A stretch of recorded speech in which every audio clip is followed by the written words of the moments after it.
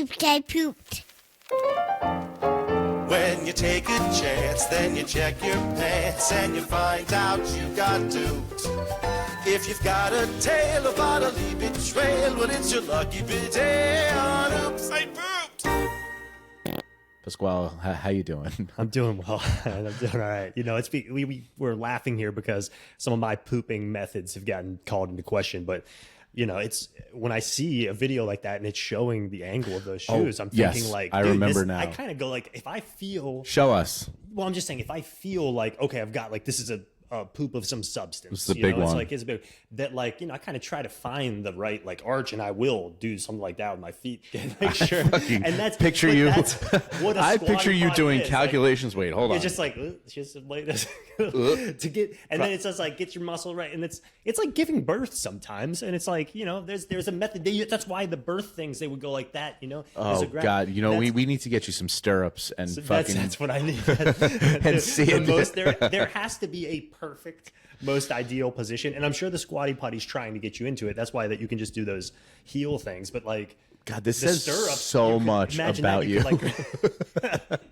Of like the perfect situation. This is why you get so stressed out. Because for me, it's just like get in, get the job done, make sure the most amount of work is after the fact. But you sound like you're like, well, but I also doing think some like calculations. and now it's all poop dependent, but like, if you get into the right position, like it's also like super clean afterwards, and you're barely like right. doing Well, that's any, what they say about the squatty. Sure, stuff. like it helps out there. I don't think the words poop dependent have ever been said before in anybody's life.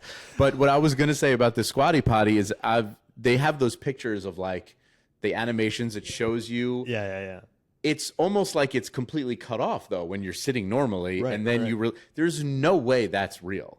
Yeah, Like, I wonder. why would God, whatever, the creator put something into, if you're just sitting normally, to strangle your colon so nothing can come out right? I mean, come on. It's over dramatized, I'm sure. Yeah, but I know. But I do feel I can't be. Yeah, it can't be some hard angle. It's just like has to work. Which it is But- in the animation. It's crazy. Yeah. It's too choked. much. Yeah. But it does feel like if you get in the right zone, that like you're optimizing, that you can kind of feel how like. Yeah. All right. Well, we're going to live stream an episode where Pasquale's shits in real time, and we're going to optimize the angle of his colon, and we'll figure this all out. We should get a doctor on here to explain these things to us, because I am very curious if there's any truth to the squat. Or I mean I don't know. I know you can also just take the stools your kids use and just use that. That's essentially what the squatty potty is.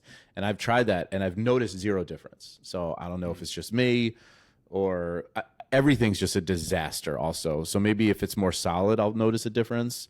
For me, everything is just a complete blowout, and I need more fiber in my diet. Yeah, see, I'm still on that super heavy early morning fiber thing, and so things have been like pretty consistent. That's good. And great. Yeah, but you know, it's been like a bowl. It's a bowl of oatmeal with chia seeds and grape nuts and you peanut still on butter. oatmeal kick? The same thing. I just started the oatmeal kick now, so I'm doing overnight oats. Okay. With oat milk, and it's actually delicious. So hopefully I'll get back on some regular, because I stopped taking the fiber. It was just too many pills to take. And so hopefully the oatmeal will bring things back to a little bit more of a solid form. And if you don't catch the right amount of water during, like, I'm thinking of the like psyllium husk pills. Yeah. If you don't do it right when you're like taking, you have to take so many of them, and you like go put them. There's so many pills. Like, it's like real like There's so many dry- pills. yeah. I know. I just couldn't. I think the instructions say you're supposed to take like 20 pills a day. It's insane. Yeah. So I was just like, I can't keep up with this, because Metamucil doesn't feel like. It's just like you mix it in like a spoonful or whatever with your water. I don't know, these pills, it was too crazy. But let's talk about, you said you had a good story to tell us. Yeah, so I thought I would tell you a story. The setting of this is important because, so I'm in college, and when I was in college, I was working at the Carnegie Science Center in Pittsburgh, which everything there was made out to be like a display, including what I was doing, which was I operated a projection booth that was showing IMAX films in this OmniMax dome. So you would come and there would be like science-based Like films, a planetarium style. Yeah. And so you'd have like one was on Mars or one was on, whatever, the wetlands and stuff like that. And, but the projection booth was enormous. It was made to be this like incredible display for people to basically see while they were waiting for a movie to happen. And they had you like thread the film, like IMAX film 70 millimeters big, and it's on these like big spindles that weigh a ton.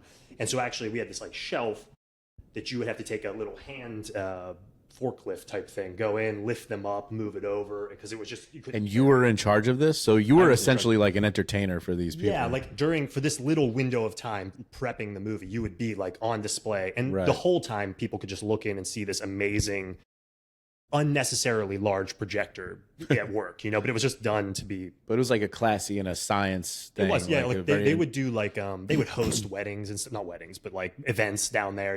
They would up at tables and you would show a movie to whatever the event was for, and people would just gather up and like look in there. And so you would always kind of be on display when you were doing your job. Right. And but I had this like little cubby around the corner where I would sit while the movie was actually going on, and my laptop back there, so I would eat lunch. Just hide out. And like Nasty. I would like you'd lean around and peek a lot to like see what was going on. And I had a security camera that would like show me the theater and also like that where my film was, so I could know that I had to like go and swap films or whatever. And I had a schedule for the day, different things are going to come, go, whatever. So I'm sitting in that back little cubby and start to feel like, I gotta go. And I'm feeling like I had a bathroom pretty close, and I'm thinking like, I'm gonna go do this. But just as I realize that I have to go to the bathroom, I also realize that the movie that's on is about to come to an end, and I've got to like swap things. So it's like it's kind of bad timing, but it's not like something that you can't, live through. You gotta have your wits about you and like go handle this thing properly. So I'm like, okay, I gotta go. I'm gonna end this film. I'm gonna put up the next one. I know I have to use this like hand cranking thing, so that's like it's the timing of it's gonna be slow, and I'm getting kind of like stressed out. You have to put on a show for people like changing this thing. So sometimes there's, especially during the week, there might just be like 10 people going to the theater. You don't know. Right. But I come around the corner, dude, there's like 80 to 100 kids. Like they would often have these like field trips or whatever. And so I had no idea that was happening. So like, as soon as you see that crowd, it hits you even more. Oh, like, for sure, dude. Like you're thinking like, okay, I'm already thinking like I had to keep it together. I have to like go out there. I have to be about this right now. I have to get this done so I can get to the bathroom. And thinking too, like that if I have to do the switch or whatever happens, like if I had to run, I know that I've got this bathroom. But the second that I came around the corner, I see all these kids like everyone's looking in because it looks incredible. It's like this, and you see the films going like all the way up there, all the sound, the whole back wall was like this, again, unnecessary, like, but just this whole sound panels, all these lights blinking and, all this just cool looking stuff. It looked like the inside of a spaceship. These kids are so excited. So they're to like, be everyone's watching. looking in there like, and I came around the corner having to shit, also having to do my job. And I see all these kids. I'm like, oh God. This little troll. Okay, yeah, this little like- troll comes out of his hiding like, spot. The other thing is important to remember is that I'm in college. So I'm like, all of my meals are either like pizza or fried Frozen food or burritos, frozen yeah, things, yeah. and I'm like heating up and I'm drinking every night, and I'm You're like a disgusting little troll coming out of so your I head. am coming around this corner. I've probably just eaten like M&Ms and vanilla Coke for lunch, and now I come and I'm like, why do I have to shit? M&M's and vanilla Coke for lunch. That's not even like a little snack. That's literally what you had for your nutrition yeah. of the day. Honestly, it's so specific, that it's true. That would have been I lunch. know a lot of kids that did have that in the cafeteria for lunch. Yeah. But anyway, so I come around, I see all these kids, and I'm like, oh shit, okay, gotta like, and you're realizing like you're performing for them. I know. And at this point, I know all your noises. Like you're fucking Kramer. Yeah. And I know that like they can't hear me, so I'm just like making that like guttural like like kind of noise that they can see me. And of course, like now they see the astronaut walking around in the spaceship. Like they see this person come in, so everyone's like looking towards me. I'm like, oh God. So the film comes to an end, and the way that it would happen is like the tail of the film would rip off of one, or like snap off of one, go through the wings, go like go all the way up, come back down, or whatever. So it looks really cool. So everyone's like, ooh, looking. And I'm like, shit, okay, they're getting ready to go into the theater. I don't even have this thing prepped or ready to do. So I like go into sort of like action mode, get this hand crank thing that goes and lifts up the film. And as I pull back and I'm coming over, the way you have, like there'd be an empty platter and there'd be a new one. Typically, you take the hand crank, take the empty one, move it over, get the new one, so you have an empty thing. But now I've got like two things. I'm trying to do the same two things at once. Where like get one platter off, get another platter on. And I'm doing this. I could do this, but I'm Under normal circumstances, right? I'm physically stressed out, and I have these. You're I know doing everybody's 3 watching things me. at once under a microscope. Right. And so I go move it over. I get the platform off, and I go put the new platter on, which is like very heavy. It's wound tight with like an hour's worth of 70 millimeter film. And I go put it over, and the thing slips. And I just instinctively throw my weight into like holding this, because if it falls on the floor, it's going to be disastrous. But as I go catch the thing, like it just like rushes out. Like all the muscles went to support this thing, and all the muscles down here were like, get abandoned and like go up here. And just like so, dude, 5 feet behind me is a glass wall and 80 kids staring at me. And I've just like shit. And I'm like holding this thing, and I pooped, and I'm like,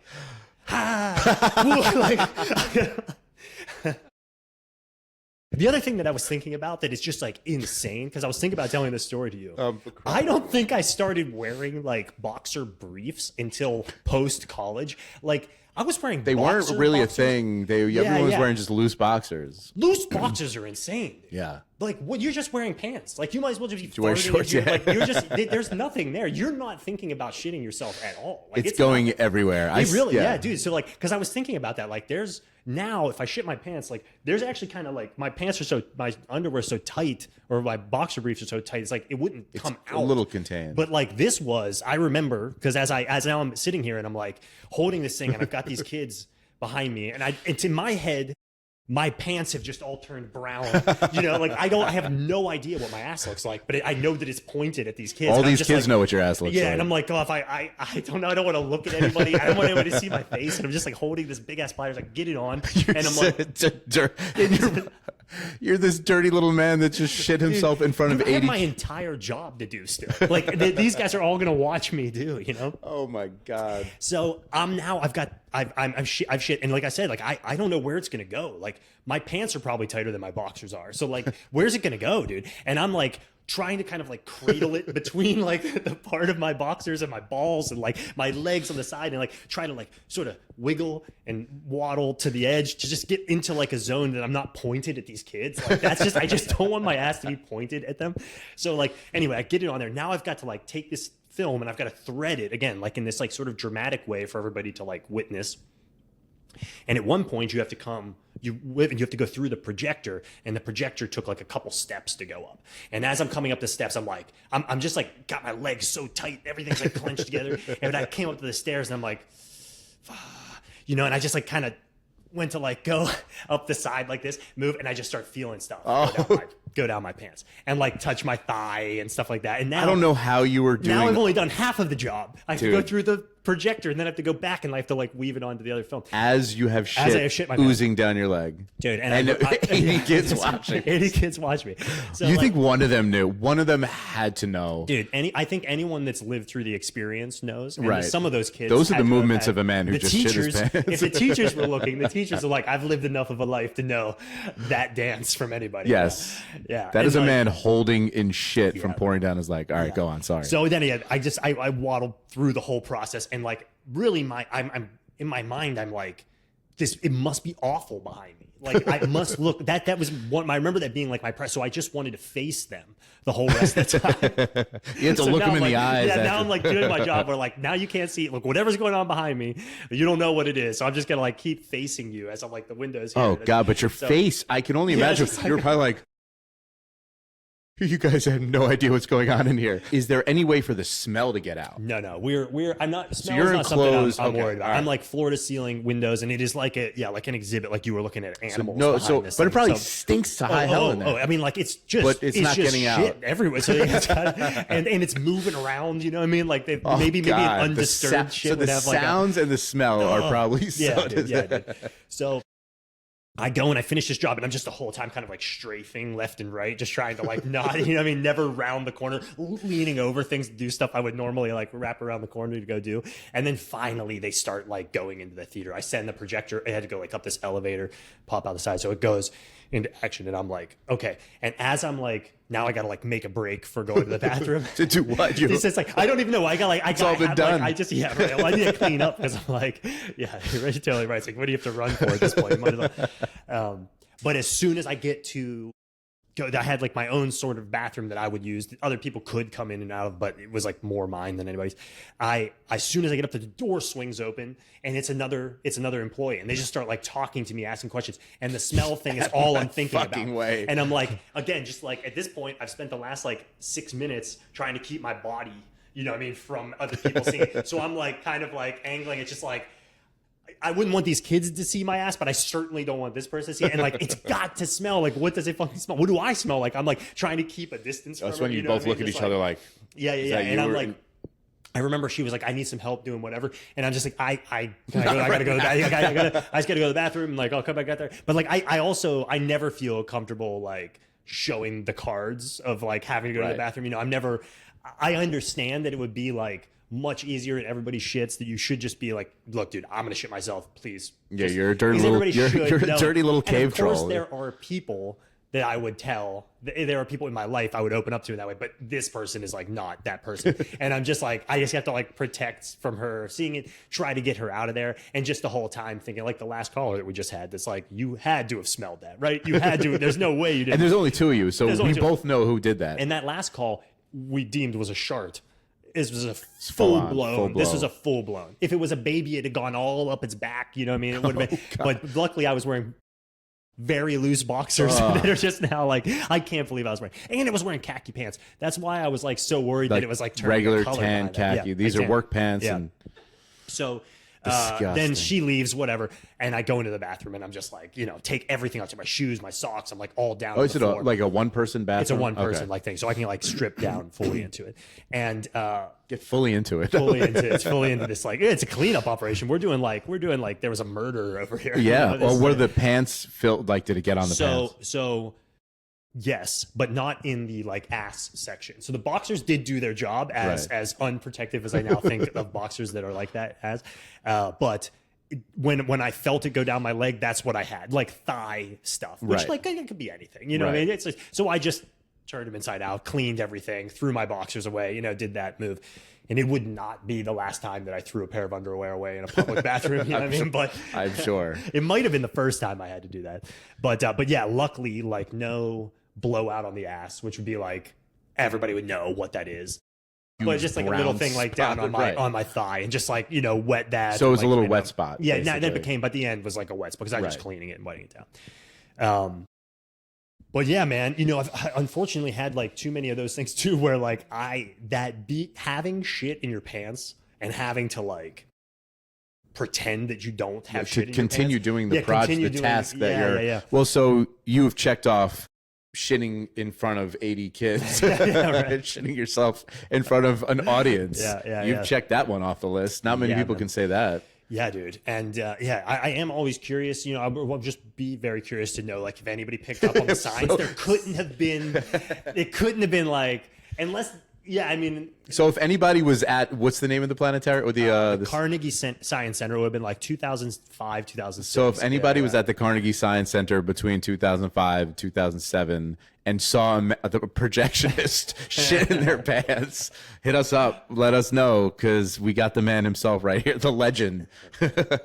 But I feel like only like kids wouldn't have seen it, but a trained eye would have known, like, those are the movements of a guy trying to hold. Like I told you about the time when I was holding in a fart and I was walking, and it was like I was a new hire in his training, and the dude called me out. He's like, "Dude, why are you walking like that?" It's like, I'm holding in a fart, man. If you don't mind, excuse me. But there's definitely, like, if I was there, I would have been like, hey, kids, that dude just shit his pants, and you're watching him try to put this projection and that scene in I Love You, Man, where Jason Segel is like, tells Paul Rudd, like, watch, this guy's about to go fart. Oh, you see him like she's farting. Like, if you're like, if you know, you know. Pay attention to it. Yeah, I mean, if you've had that in your life at all, you look at somebody like, oh, they look like they, you know, they've been. I've been there, because you've been there. Yeah. That's how you know, because you've been in that same position. You just didn't have an audience of 80 children. Dude, I'm crying. That is so funny. Yeah, dude. just one of those ones where it's like, again, like a lot of things happen to me in that window of time. I now look back at it and I attribute to it to like irregularity of my diet. And M&Ms and vanilla Coke is going to do it. Yeah. Especially you already have the bowel problems. Right. And then you're just feeding your body shit and sugar. Sure. That'll do it. That'll do it. So, now I'm sure the diet of oatmeal is much better. And you're also not changing projection spools in front of audience. I mean, I still have times at work now where I think what I've noticed recently is that like I'm letting more farts come out and like slide. This is why you're sharding now. Congratulations. Yeah, totally. Like I'm just like a lot more that I would just like kind of wait. I've just been like, and just kind of like maybe that's I just turned 40 last week. Like maybe that's what that is. Maybe it is just like I've crossed this barrier where I'm like, a little bit of this is like, you know what? And more we do this podcast is just a reminder to like everyone's doing it. But I do work in a pretty confined space that people just come into randomly, and that's what I'm always worried about. So it's like this door could swing open at any time, but I'm finding myself farting in that trailer a lot more. Just like, you know what I mean? Like I'm doing something. I'm not gonna go outside just to fart. But because there's a long run while I was there, like I can't fart in this trailer because at any point, it's like literally like Denzel Washington could walk into my trailer. Do you know what I mean? So it's like I could just fart, and then he could just be standing there like. Then what? Like your relationship with Denzel Washington is really, who gives a fuck? But there's definitely the age where you just stop caring. Like the old men just let it rip. For sure. You stop caring at some point. Do you think it's they don't care? They don't even feel it. There's probably a little bit of both. It depends on the age. That's the part that says age to me a little bit more is like the lacking, like the less, like there's just like a lot less of like feel of it even coming, and then you just like let one go. It's like, whoa, that was not what I thought even then. It just like came out like that. I had an aunt. It was a great aunt actually. She lived in Buffalo. I used to go to SUNY Buffalo, so I would fly up there. They would pick me up from the airport and like, have lunch with me or whatever. But I just remember so vividly, she would just rip ass constantly, loud. I mean, you got to think. Yes, think about this. Visualize an old, soft, wrinkly ass of an old Jewish lady, and the amount of like vibration that's happening. We're not talking about. We're talking about. Just like flapping of skin, because essentially that's what a fart is. It's just like the skin vibrating. She would let them rip. She had no idea. She'd be mid just like let this huge fart rip, and I'd be like, the uncle would pay no mind. He probably couldn't hear a goddamn thing. Imagine a college kid and you're just hearing these farts and nobody else is around. Like, did anybody else hear that? Right. This is crazy. And it's like mixed with like kind of like old lady perfume and stuff. I mean, in an old Buick. I am literally smelling this car. It was an old Buick for sure. Yeah. It was. I don't think she had any idea that was happening. Yeah. To your point I think when you're 70, you stop caring as much. Then you start to hit 80 because they were around that age. You just don't even know. Everything's just so loose at that point. They're just coming out. You have to be so hard of hearing to not hear these farts that were coming out. They were so loud, and they were both just completely So look at those birds. Those birds over there. Those are nice birds. There's a lot of people that will like burp that way, that'll just like keep burping and keep talking. Yeah, like, my mom's like burps in a way I'd rather hear or rather be around a fart than a burp, because like I would always be around a fart. Burps are funny. They're right at your face though. Like even like the ones that like you're trying to like someone burps like dude, just like you're talking to me, dude. Like where a fart, where it's like you're pushing it in the other direction. It's down here. It's going through a bit of a filter. Yeah. Like, they definitely smell even regardless, but the right at your face. It's just like I never even thought about that. That is much more rude for sure. Yeah. The farts are they're so much funnier than a burp. Burps can be funny. They can be, but to me farts are always funny. Burps are my hot take is burps are ruder. Burps are ruder. My kids are starting to burp now, and if my kids rip a good fart, I laugh with them. Sure. But if we're at the dinner table and my kid rips the middle one just starts letting out these huge burps now, and I'm just like, say excuse me, dude, that's gross. Yeah. I'm not entertained by it, but if they do if they fart, I'm like, that's fine. Nice. Yeah. It's a good one. A burp farts are hard to. You can be like, oh, it's really stinky because I had XYZ. But for burps, it's like you're smelling the food that just back at you. And it's like, what? Like, there's something about it. It's so, Yeah. Like, or like if someone's eating like ketchup or sauce or something, and they come back and they burp it. It's like, bro, like, and it's different. When it's one thing, go over to the side, do whatever. But my brother's so bad with it. He's burping, and it's like he's worried that if he stops, someone else is going to start talking. He just like going. Oh at my the God, thing, that's you know the most rude. It's like, dude, stop, go over here, do the burp, and like, come on, man, like, yeah. So I was doing this, blah, and then it's like, really? You can't take a beat to be. Excuse me. Yeah. Get that out of here, man. I like playing this game with my kids where if I have to fart, I'll be like, shh, you guys hear that? and then I just let it rip. And my wife's not so keen on that game. I can't get away with it the same with her. But my kids do. They enjoy that one. The little one really like farts. Did you fart around our kids ever? No, you're still the same person that you are around them. yeah. Ladies don't. Oh yeah, God! We bought a whoopee cushion for Leo's birthday, and But they're not the same. No. But the idea, the hearing the fart noise, it's like they're just like. Did you get the foam one that like it fills itself, or old school one? Old school one. Oh, because the old school ones are good. But yeah, those are really good. But the ones they have now, it's like a sponge inside, so it auto inflates, and then you sit on it. And you're supposed to cover the hole, hopefully. But if you don't cover that hole that auto inflates from, it's not the same. The old ones where the fart noise is really good. That's what my aunt's farts sounded like, an old school whoopee cushion. They were so good because the loose old sphincter. Oh, a loose old sphincter of an aunt I had. God rest her soul. Anyway, that was a fantastic story, dude. Yeah. Awesome. Thank you for Well, sharing. there's many of them.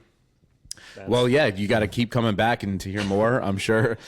But now that Pasquale's discovering sharding, we'll have a lot more stories for him to tell. Catch us on the next one.